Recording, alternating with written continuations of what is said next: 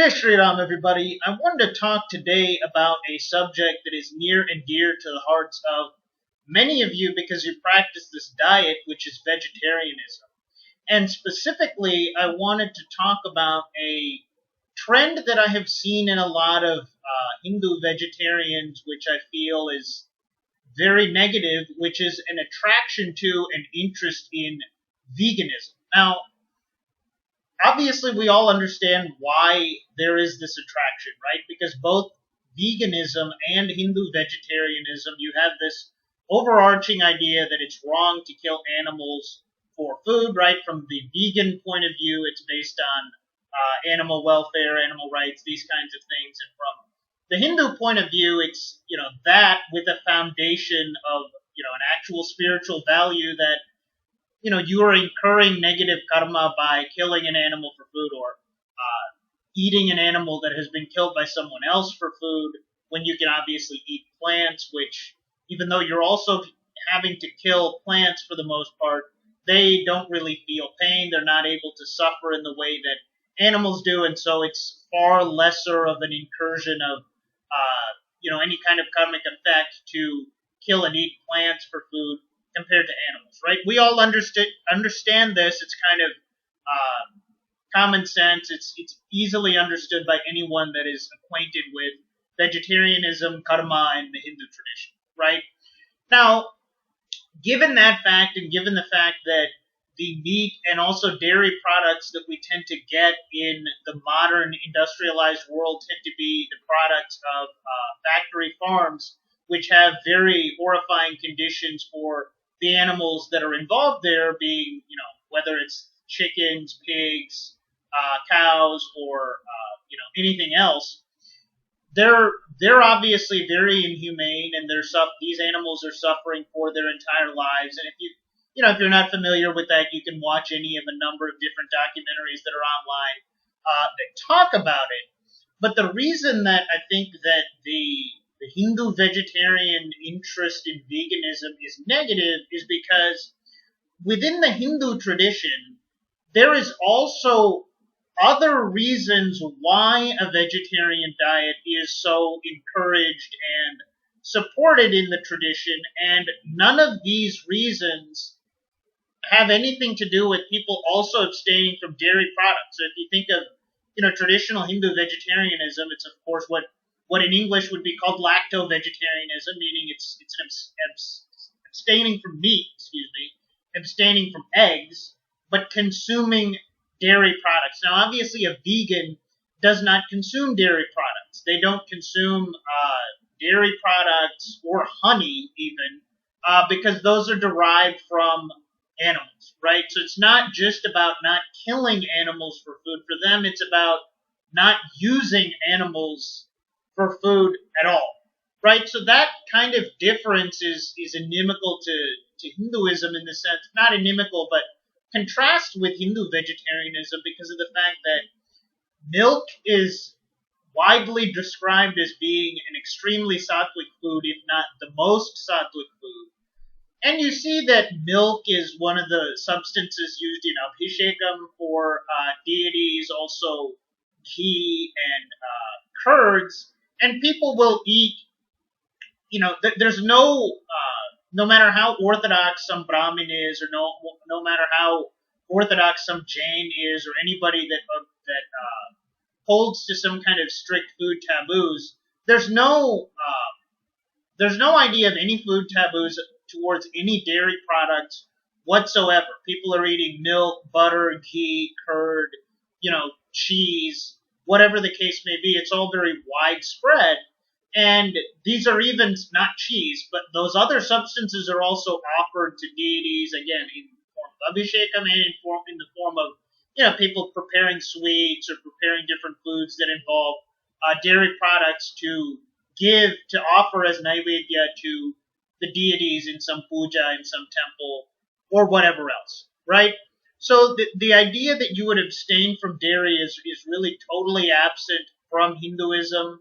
And again, there is more to Hindu vegetarianism than just trying to not harm animals to as much of a degree as you can, right? Now, going along with this idea of a sattvic diet, there are also things that are totally vegan and totally plant derived that in a sattvic diet are not allowed to be consumed, right?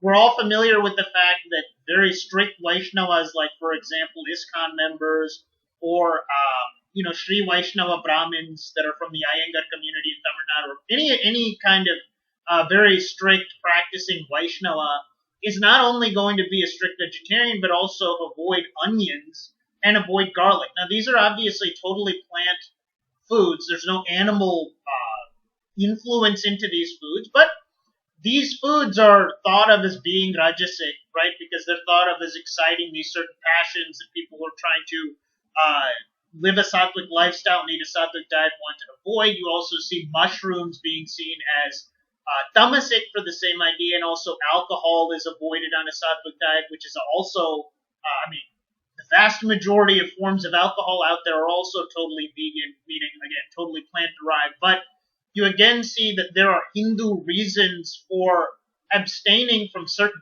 plant foods, but not abstaining from dairy at all. So I just want to really reiterate this point that Hindu vegetarianism and veganism, even though you have this very obvious, very strong overlap in this avoidance of killing animals, you also see this huge disconnect where veganism is basically pro any plant food, whereas the sattvic, in terms of the three gunas, trying to eat a sattvic diet is also avoiding many plant foods, but also encouraging dairy products. Right now, another thing that we also need to talk about is the fact that veganism is more than just a diet, it's also a lifestyle, which is to say that vegans, people who are very, outward about their veganism and talk about it and identify themselves as such, not only do they eat a vegan diet, but they also don't use uh, products that are made from animals,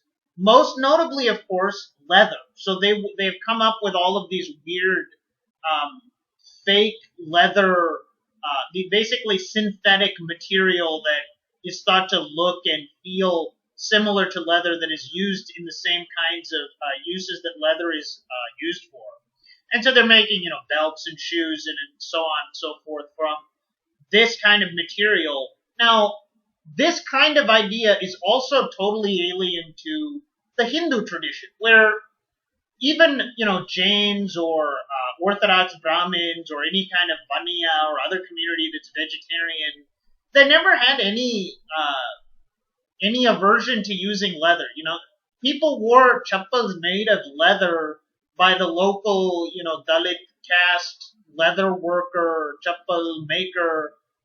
No matter what their food habits were, no matter what their caste was, everybody used leather products. Now, obviously, there's a difference between wearing leather products in your day-to-day life and going into a temple, because of course, we do know that there are very orthodox temples which don't want you to enter if you are wearing a leather belt or you have a leather wallet or whatever, or a leather watch band, for example, right? But in terms of day-to-day use, from all that I've ever seen, there's never been an idea that being a vegetarian and living a sattvic lifestyle also includes not using leather, which is again distinct from the fact that leather working communities have been considered to be, untouchable, because doing work in leather is it's a dirty job, so to speak.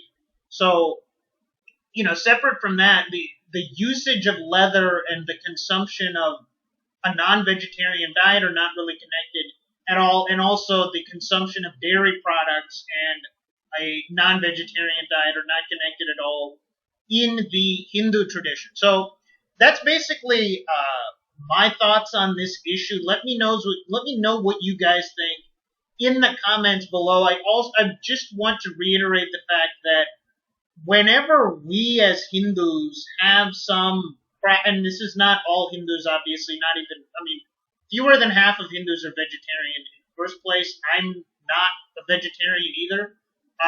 But I just want to underline this fact because there are a lot of people that will see some kind of one similarity and they will kind of gloss over the several differences that I have just laid out because they think, well, we have this in common and this is the most important, this is the biggest thing, and not really think about all of the other issues that are involved in that.